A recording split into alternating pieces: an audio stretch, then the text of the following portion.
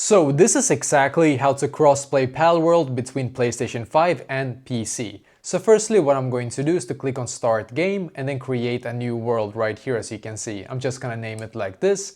And then what I'm going to do in here is to make sure that the multiplayer is set to on. And the same with crossplay. That one needs to be set to on as well, as you can see. And now I'm just gonna click on OK here and then click on Yes.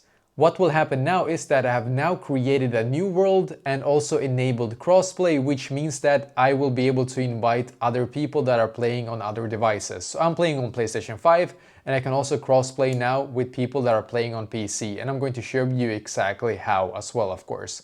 So we need to go into the server now here real quick, and then on my PlayStation 5 I'm just gonna click on this button right here and then go into options, and you can see here on the invite code. So this right here, this invite code, you have to click on the eye symbol here to be able to view it, and then you need to send that invite code either to your friend if they're playing on PlayStation 5 or PC, it doesn't matter. And when they actually enter that specific invite code, then you will be able to play together with them. So yeah, basically that is exactly how you can actually cross-play Palworld between PlayStation 5 and PC.